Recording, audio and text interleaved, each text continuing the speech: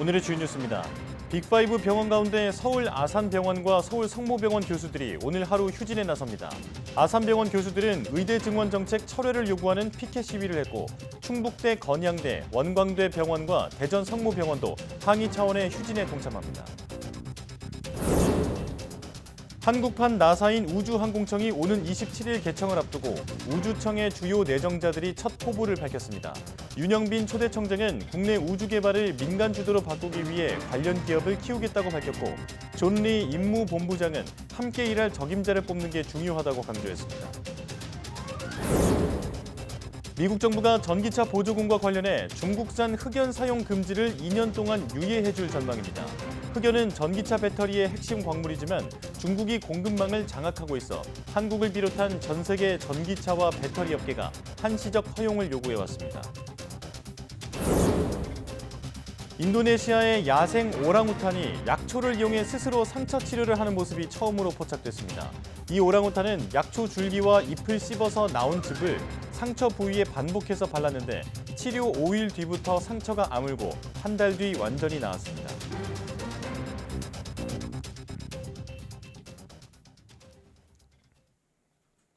여러분 안녕하십니까? 5월 3일 사이언스 투데이입니다. 빅5 병원인 서울 아산병원과 서울 성모병원 일부 교수가 오늘 진료를 중단하는 등 전국 대학병원 교수들이 재차 휴진에 나섭니다. 서울 아산병원 교수들은 오늘 자율적으로 휴진하는 대신 병원 정문에서 의대 증원 정책 철회를 요구하는 피켓 시위를 진행했고 울산의대 휴진 교수들과 함께 비공개 세미나를 엽니다. 서울 성모병원 교수들도 오늘 하루 동안 휴진하며 오늘부터 매주 금요일마다 외래 진료와 비응급 수술을 하지 않기로 했습니다. 이 밖에 충북대 병원과 대전 성모병원, 건양대 병원, 원광대 병원 교수들도 정부에 대한 항의 차원에서 휴진에 동참합니다. 다만 오늘 휴진 결정은 교수 자율에 맡겨졌으며 응급 환자와 중증 입원 환자 진료는 정상적으로 이뤄집니다. 앞서 지난달 30일 서울대병원과 세브란스 병원 등 8곳이 휴진하면서 외래 진료량이 최대 35% 줄어들기도 했습니다.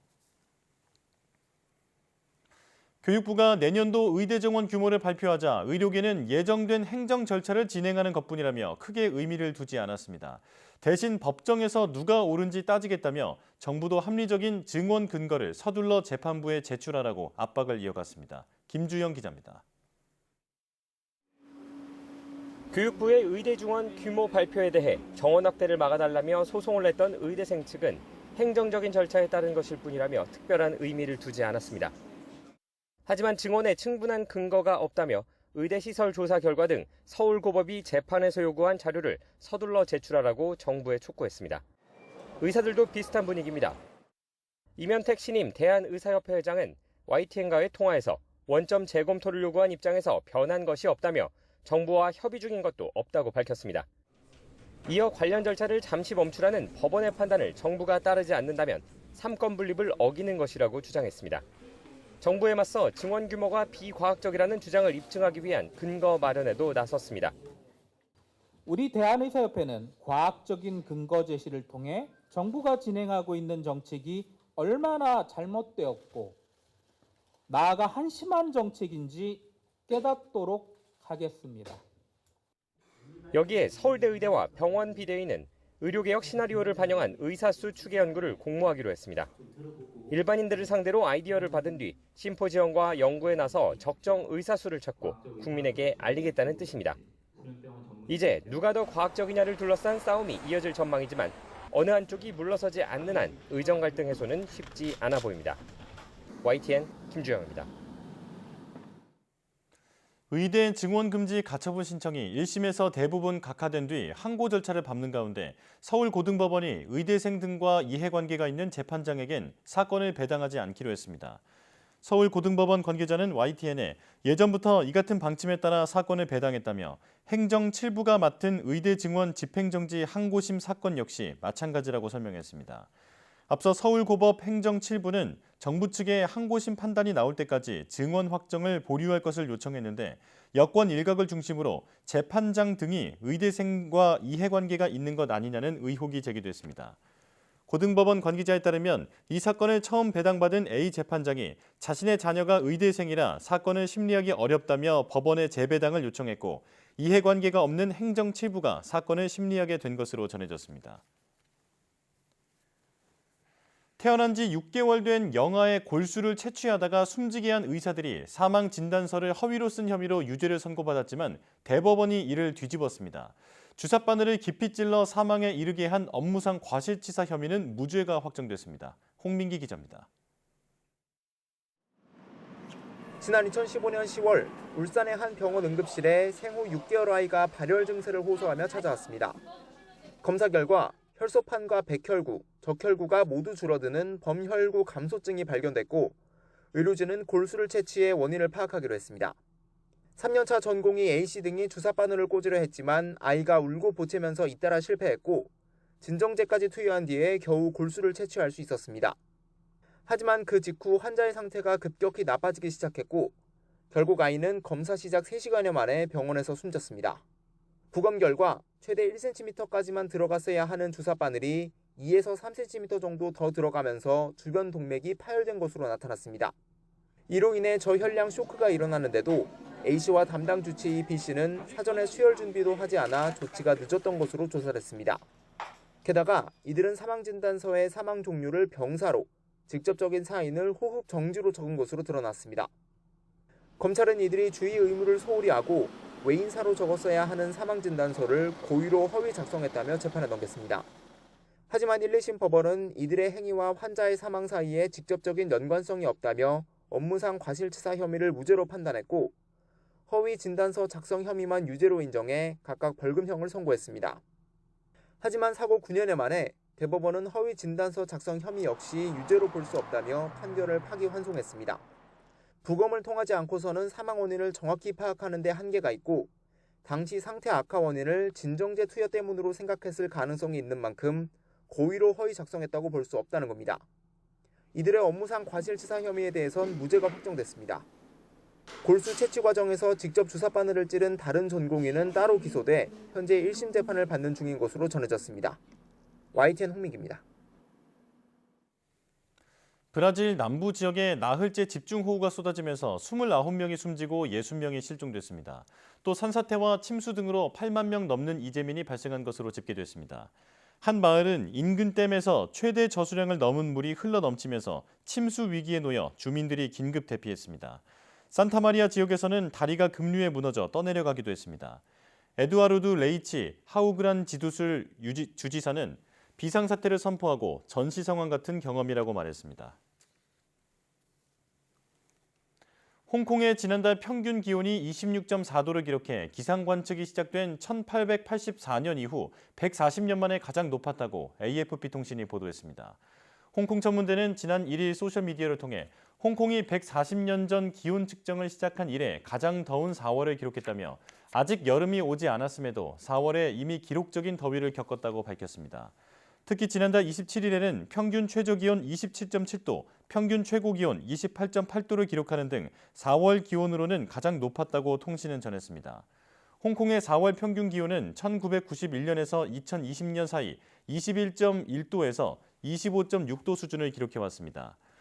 이처럼 때이른 더위가 나타난 것은 지구온난화와 엘니뇨 등의 영향이라는 것이 전문가들의 분석입니다.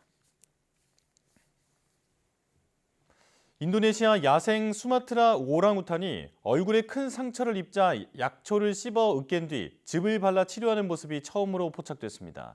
독일 막스플랑크 동물행동연구소 이자멜 로버 박사팀이 과학저널 사이언티픽 리포트에 발표한 내용입니다. 수마트라 섬의 군흥 루우제르 국립공원에서 오랑우탄을 연구해온 연구팀은 지난 2022년 6월 얼굴에 큰 상처를 입은 라쿠스라는 오랑우탄을 발견했습니다. 이 오랑우탄은 3일 뒤부터 항균, 항염 효과가 있는 아카르쿠닌이라는 약초의 줄기와 잎을 씹어서 나온 즙을 상처에 7분 동안 반복해서 바르고 30분 이상 약초를 먹었습니다. 이후 관찰 결과 며칠 동안 상처 부위에 감염 징후는 없었으며 치료 5일 뒤부터 상처가 아물고 한 달 안에 완전히 나은 것으로 확인됐습니다.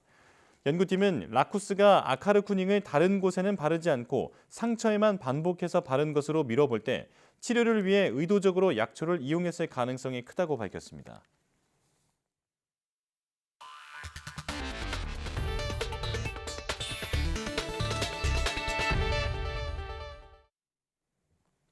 윤석열 대통령이 공약으로 추진한 한국판 나사 우주항공청이 오는 27일 문을 엽니다. 윤영빈 초대 청장 내정자는 우주 개발이 이제 민간 주도로 바뀌어야 한다며 그런 기업을 키우겠다고 밝혔습니다.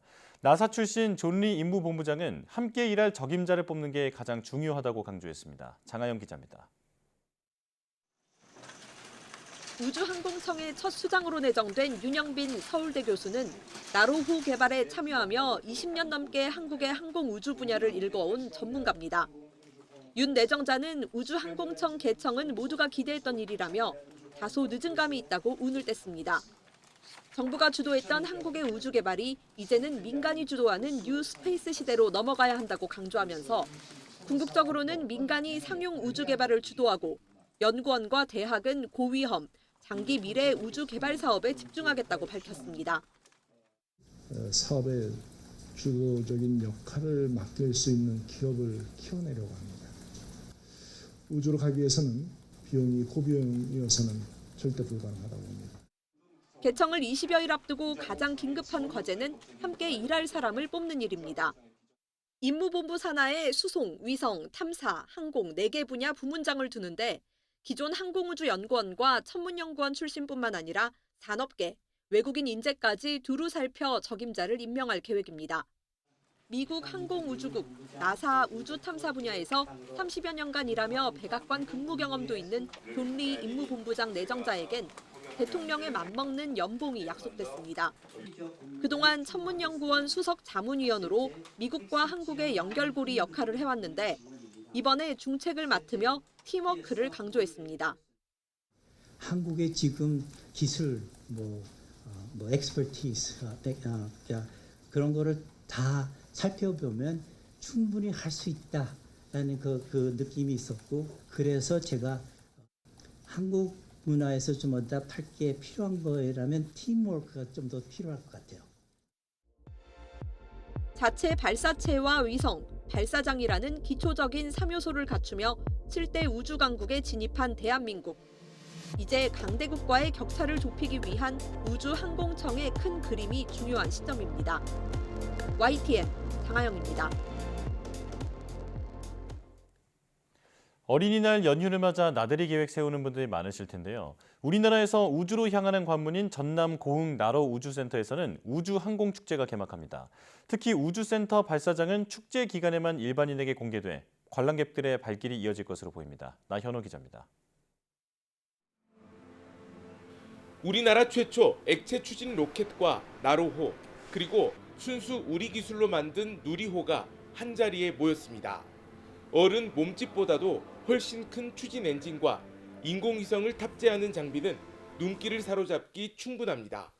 제 세대는 우주를 못 갈 수 있는데 우리 자식 세대는 우주 여행을 갈 수 있는 거에 대해서 확신을. 국내 유일 우주 축제인 고흥 우주항공축제가 나로 우주센터에서 개막합니다. 야외 축제장에서 펼쳐지는 우주 과학 체험은 무려 160여 종류에 이릅니다. 평소 진입로 길목부터 엄격하게 통제되는 나로우주센터 발사장이지만 이번 축제 기간만큼은 일반인에게 공개됩니다. 센터에서 차로 10분 거리인 고흥 나로도항 일대에서는 14년 만에 수산물 축제가 부활했습니다. 다도해상 국립공원 청정해역에서 잡히는 수산물을 즐길 수 있습니다. 그동안 침체했던 어촌 마을에도 모처럼 활력을 불어넣을 것으로 기대됩니다. 이번 축제로 인해 가지고 활력을 느끼고 좀 더 우리나라가 널리 알려질 수 있도록 그런 부분에 대해서 큰 기대감을 가지고 있습니다. 축제를 준비하는 전남 고흥군은 이번 우주항공축제에 10만 명 넘게 방문할 것으로 보고 있습니다. 누리호 3차 발사가 작년에 성공을 했는데 이것을 계기로 우리 대한민국의 세계 7대 우주 강국에 들어갔잖아요. 이거에 대한 자긍심을 갖도록 내용들을 이렇게 만들었습니다. 올해로 14번째를 맞은 고흥 우주항공축제는 어린이날 연휴 사흘 동안 열립니다. YTN 나연호입니다. 미국 정부가 자동차 배터리 업계의 요청대로 당분간 전기차 배터리에 중국산 흑연을 사용해도 인플레이션 감축법에 따른 보조금을 지급할 것으로 보입니다. 미 정치 매체 폴리티코의 지난달 30일자 보도에 따르면 바이든 행정부는 현지 시간 3일 IRA의 전기차 세액공제 관련 최종 규정을 발표할 예정인데 중국산 흑연 금지 규정에 대한 유예 조치가 포함될 전망입니다. 폴리티코에 따르면 미 재무부와 에너지부는 최종 규정에서 흑연을 원산지 추적이 불가능한 배터리 물질로 분류해 2027년까지는 보조금을 받을 수 있도록 규정 적용을 유예할 방침입니다. 미국 정부는 지난해 12월 세부 규정안을 발표하면서 FEOC를 사실상 중국에 있는 모든 기업으로 규정해 현재 전 세계 전기차와 배터리 업계가 보조금을 받기 쉽지 않을 것이라는 우려가 나왔습니다. 특히 흑연의 경우 배터리에서 빠질 수 없는 핵심 광물이지만 중국이 공급망을 장악하고 있어 중국을 대체할 공급처를 개발하려면 수년이 걸릴 것으로 전망됩니다. 중국의 국영 선전 매체들이 자국 정보기술업체와 협력해 외국인에 대한 데이터 수집에 나서고 있다고 미국 일간 워싱턴포스트가 현지 시간 1일 보도했습니다. 워싱턴포스트는 호주 전략정책연구소가 최근 발표한 보고서를 인용해 중국 정부가 통제하는 국영 선전 기관들이 중국 IT 기업에서 쇼핑과 게임 앱 데이터를 수집하는 데 광범위하게 연계돼 있다고 전했습니다. 보고서는 1000곳이 넘는 중국 정부기관과 중국 기업의 관계를 지도 형태로 나타냈는데 여기엔 인기 전자상거래 앱 테무와 중국 공산당 기관지인 인민일보 미디어그룹 간의 계약 관련 내용도 포함됐습니다. 다만 테무는 인민DB와 아무런 관계가 없다며 자신들은 마이크로소프트의 애저 클라우드 서비스에 미국 사용자 데이터를 저장한다고 반박했습니다. 미국의 대북 정책 관련 정보를 수집하기 위한 북한 해커들의 이메일 피싱이 기승을 부리고 있다고 미국 정부가 경고했습니다. 미국 국무부와 국가안보국, 연방수사국은 북한 해커 조직 김숙희가 언론인이나 학자, 동아시아 전문가 등을 사칭한 이메일을 보내고 있다며 사이버 보안 주의보를 발령했습니다. 김숙희는 미국 정부 당국자와 싱크탱크 관계자 등의 이메일과 문서, 기기를 해킹해 지정학적 사건이나 외교정책 등 북한 관련 정보를 수집하려 한다고 국무부는 설명했습니다. 실제로 김숙희는 지난해 말부터 올해 초까지 도메인을 위장한 채 미국 정부와 국제기구 당국자들에게 미국의 대북 정책의 주제로 기조연설을 요청하는 이메일을 보낸 것으로 확인됐습니다.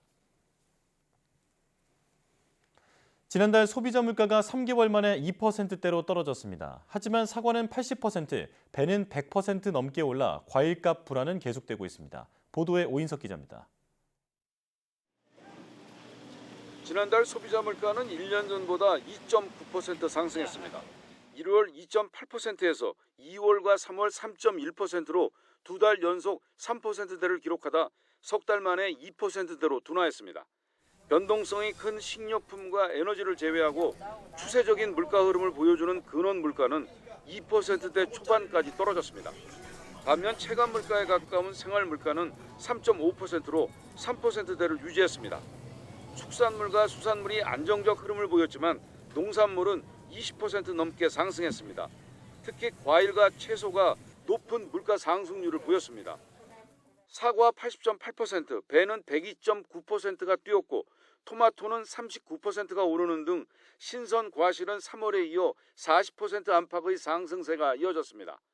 특히 배는 1년 만에 2배 이상 오르며 관련 통계가 집계된 1975년 1월 이후 최대 상승폭을 기록했습니다. 반면 낮은 할당 관세가 적용된 망고는 24.6%, 정부 비축 물량이 방출된 고등어는 7.9% 하락했습니다. 사과와 배는 정부의 납품 단가 지원 등의 영향으로 상승폭이 다소 줄었지만 핵과일이 나오기 전까진 가격 강세가 이어질 것으로 전망됩니다. 중동 리스크 속에 석유류 가격도 2개월 연속 증가세를 이어갔지만 물가 상승률 기여도는 0.05%포인트에 그쳤습니다. 중동 지역의 지정학적 리스크 때문에 국제유가가 많이 올라갈 걸로 봤는데 실제적으로는 이제 물가가 오히려 안정화되는 측면이 강해서 하반기로 가면 갈수록 우리 물가는 하향 안정화될 걸로 생각이 됩니다. 정부는 농산물 할인 지원으로 가격 안정을 지속하고 석유류 가격 편승 인상 등 불공정 행위 감시를 강화해 물가 조기 안착에 총력 대응하겠다고 밝혔습니다. YTN 오인성입니다. 해외에서 한국 라면과 김밥이 인기를 끌면서 수출도 날개를 달았습니다. 올해 1월부터 지난달까지 농식품 수출액이 사상 최대 실적을 기록했습니다. 황보혜경 기자입니다. 편의점 한쪽에 라면이 종류별로 진열돼 있습니다. 매장을 찾는 손님의 90%는 외국인입니다. I like it because it's really spicy, and I like really spicy food. And it's hard to find things that are spicy enough for my taste at home. I like most Shin Ramyun and Jjajangmyeon a lot. In the U.S., it's like pretty common to find it in stores and everything, no matter where you look. K-푸드 인기에 힘입어 우리 농식품 수출이 활기를 띠고 있습니다. 올해 1월부터 지난달까지 라면이나 냉동김밥, 김치 등의 수출액은 31억 2천만 달러, 우리 돈으로 4조 3천억 원을 넘었습니다. 지난해 같은 기간보다 6.2% 증가한 수치로 1월부터 4월까지 수출 실적으로는 역대 최대 규모입니다. 품목별로는 냉동김밥 등 쌀 가공식품 수출액이 8,800만 달러로 42% 늘었고 라면은 3억 7,900만 달러로 34% 증가했습니다. 신선식품 가운데 김치 수출액은 6.8% 늘어난 5,700만 달러로 집계됐습니다. 시장별로는 특히 유럽으로의 수출액이 2억 3,080만 달러로 33% 늘며 가장 높은 성장세를 보였습니다. We started with K-dramas, and we saw that they eat it a lot, and it looked very yummy. I like tteokbokki. I like japchae. 드라마와 K-팝 등 한류 열풍을 지렛대 삼아 한식의 영향력이 갈수록 커지고 있습니다. 한국산 라면에 대한 EU의 식품 규제 조치가 완화되면서 미국과 유럽에서 폭발적인 성장세를 보이고 있고요. 식습법에 대해서도 한류에 대한 관심에 힘입어 꾸준히 성장하고 있습니다. 호기심에서 시작해 외국인들의 입맛을 사로잡은 K-푸드가 세계인의 식탁을 본격적으로 공략하고 있습니다. YTN 홍보외경입니다. 일본 후지산 근처의 한 사진 촬영 명소가 관람객들의 도를 넘는 무질서로 급기야 가림막까지 설치됐습니다. 기록적 엔저와 황금 연휴 속에 다른 유명 관광지도 관광공해, 이른바 오버 투어리즘으로 일본 정부와 지자체가 해결책에 고심하고 있습니다. 도쿄에서 김세호 특파원입니다. 일본 야마나시 현에 있는 편의점 맞은편에 관광객들이 빼곡히 몰려 있습니다. 후지산 촬영의 명당으로 소문난 곳입니다. Because I saw it on Instagram, so yeah, we came in to see it. 사진을 찍으려고 사유지를 침범하고 불법 주차를 하는 등 무질서 행위가 끊이질 않습니다. 마을 측은 결국 가로 20m, 세로 2.5m의 가림막을 설치해 후지산 배경을 아예 가리기로 했습니다. 幕張ってでなんか危険な行為がなくなるんだったらちょっと嬉しいなと思いますね。ちょっと結構な圧迫は感じるような気はするんですけど、マナーを守ってもらえないとそうなってしまうのかな。 애니메이션 슬램덩크 배경으로 유명해진 또 다른 관광 명소 가마쿠라시. 쓰레기를 아무렇게나 버리거나 사진을 찍으려고 위험한 철길에 불쑥 들어가는 아찔한 장면을 심심치 않게 볼 수 있습니다. 일본 전통 가옥이 많아 호기심에 함부로 엿보는 관광객도 있습니다. 日本家屋みたいな一軒家、ああいうのを見るとこう覗き込んだりとかあるんで、もし入ってきたらどうしようかなと思ってやっぱり。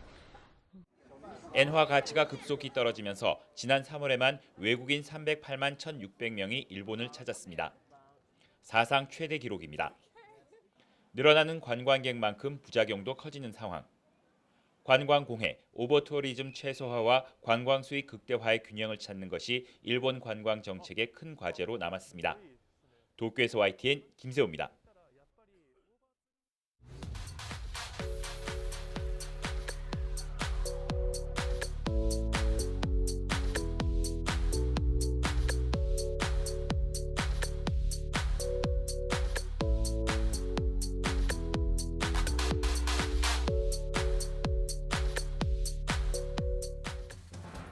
앞서 전해드린 것처럼 우리나라 우주 탐사와 연구, 관련 산업을 이끌 한국판 나사 우주항공청이 오는 27일 개청합니다.